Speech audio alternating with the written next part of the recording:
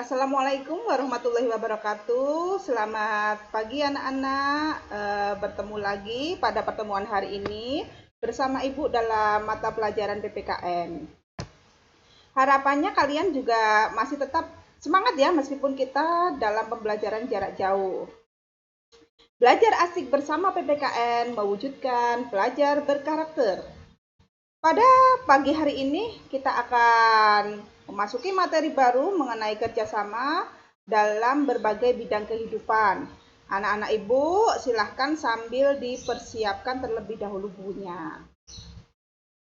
Nah, untuk materi pada pertemuan hari ini ada 3 ya yang nanti akan kita pelajari, yaitu kerjasama dalam berbagai bidang kehidupan, arti penting kerjasama dalam berbagai bidang kehidupan, dan mewujudkan kerjasama dalam berbagai lingkungan kehidupan.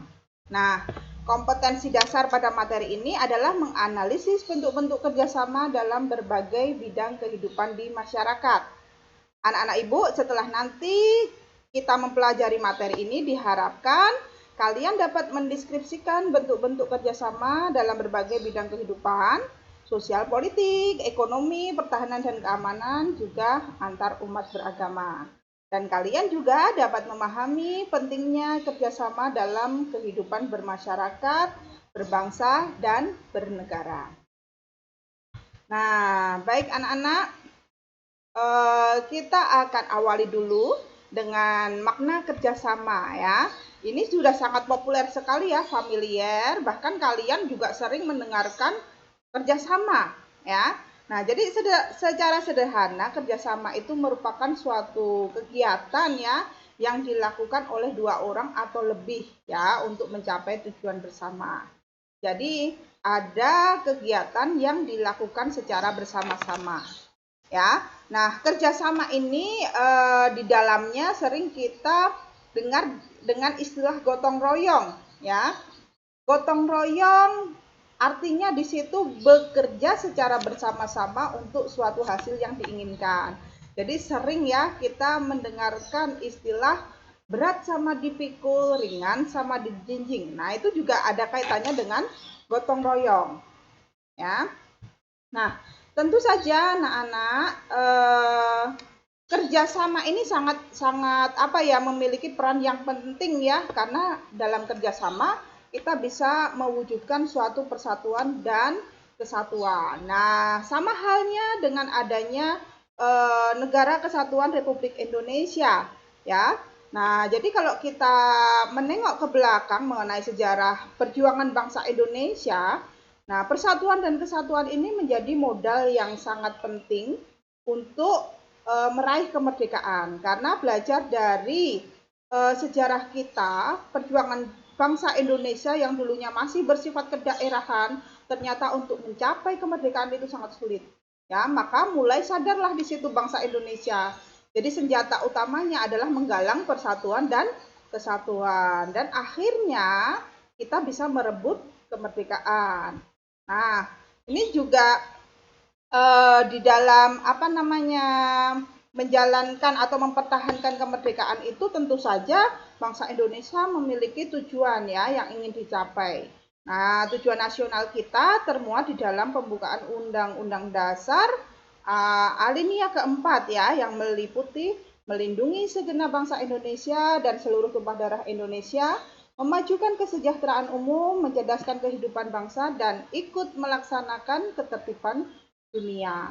Nah, anak-anak ibu, kita semuanya harus bisa mencapai tujuan itu, ya, tujuan nasional tadi.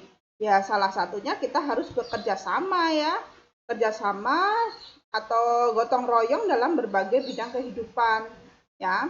Nah, nanti kerjasama-kerjasama yang akan kita pelajari itu akan nampak ya dalam kehidupan sosial politik, ekonomi, ya, pertahanan, keamanan, dan kehidupan beragama. Nah, ini adalah contoh kegiatan gotong royong yang ada di masyarakat ya. Mungkin kalian juga pernah melihat ya, bahkan mungkin juga ikut turut serta di dalamnya ya. Nah, sekarang anak-anak kita lanjut dulu di materi yang pertama yaitu kerjasama di bidang sosial politik ya. Nah, ini kalau kita lihat tercermin di dalam sila keempat Pancasila. Kerakyatan yang dipimpin oleh hikmat kebijaksanaan dalam permusyawaratan perwakilan. Nah, di dalam sila keempat inilah tercermin bahwa dalam pengambilan keputusan, ya, baik yang dilakukan oleh sekelompok orang maupun lembaga negara, itu dengan cara musyawarah. Nah, kalau kita amati atau kita lakukan dalam musyawarah, tentu saja di situ nampak ya kerjasama untuk mencari solusi ya terhadap apa yang kita bahas di dalam musyawarah. Nah, ya, ini contohnya kalian bisa lihat di situ anggota dewan yang sedang merumuskan suatu masalah tertentu ya. Biasanya mereka nanti voting ya. Nah, inilah contoh wujud kerjasama di bidang politik. Kemudian yang kedua, kerjasama di bidang ekonomi. Nah, ini juga muncul sebagai contoh adalah pajak. Ya, kalau kita ketahui warga negara yang taat pajak, artinya dia membayar pajak. Nah, pajak itu untuk siapa? Nah, nanti uang yang dikumpulkan, yang dibayarkan oleh warga negara yang sadar akan pajak tadi, digunakan lagi oleh negara untuk membiayai pembangunan nasional dan hasilnya kembali lagi ke rakyat. Ya, jadi secara tidak langsung di sini kita sebagai warga negara bergotong royong ya membiayai pembangunan nasional tadi melalui pajak yang sudah ditetapkan oleh pemerintah dan kita pun juga menikmati hasilnya. Ya. Nah, selain itu juga di bidang ekonomi juga terwujud di dalam suatu badan usaha koperasi, ya.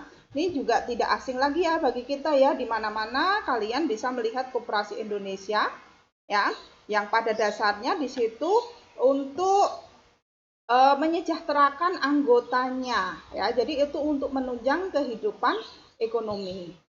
Nah, kemudian yang ketiga adalah kerjasama dalam bidang kehidupan, pertahanan, dan keamanan. Nah, ini landasannya ada di pasal 30 dan pasal 27. Kalau kalian baca di dalam Undang-Undang Dasar, bahwa setiap warga negara itu memiliki hak dan kewajiban untuk menjaga pertahanan dan keamanan negara. Nah, jadi pertahanan dan keamanan negara itu tanggung jawab dari seluruh komponen negara termasuk kita ya sebagai warga negara. Makanya kita perlu kerjasama ya untuk menjaga keamanan dan pertahanan negara. Bahkan kita harus kerjasamanya dengan TNI Polri yang merupakan komponen penting ya dalam kedaulatan negara. Nah, ini contohnya ya, bidang pertahanan dan keamanan. Kemudian yang keempat adalah kerjasama dalam kehidupan umat beragama. Nah, ini landasannya di pasal 29 ayat 2 ya. Jadi setiap warga negara memiliki hak untuk memeluk agamanya masing-masing. Negara menjamin kemerdekaan tiap-tiap penduduk untuk memeluk agamanya masing-masing ya. Kalau kita ketahui ada beraneka macam agama ya yang diakui di Indonesia. Nah, makanya dengan adanya berbagai macam agama-agama yang diakui di Indonesia, kita harus saling menghormati ya. Intinya saling menghormati baik itu antar umat yang seagama maupun yang berbeda agama. Nah, ini contohnya ya kerjasama dalam kehidupan umat beragama. Meskipun beraneka ragam, kita saling toleransi, menghargai. Nah, jadi dengan adanya kerjasama tadi ya, anak-anak ibu semuanya, ternyata memiliki arti yang penting sekali. Ya, kita bisa memperkuat persatuan dan kesatuan bangsa, kita bisa mempererat persaudaraan, kemudian menimbulkan semangat gotong royong, menjadikan pekerjaan itu menjadi ringan dan bisa meningkatkan efektivitas dan efisiensi pekerjaan. Nah, inilah sisi-sisi positif ya jika kita melakukan kerjasama dalam berbagai bidang kehidupan. Nah, anak-anak ibu, untuk materi hari ini ibu cukupkan dulu. Nanti kita akan melanjutkan dalam aktivitas-aktivitas lain. Kita akan cek ya di GC. Nanti ada beberapa LK yang harus kalian kerjakan. Sampai di sini untuk pertemuan hari ini, Ibu akhiri.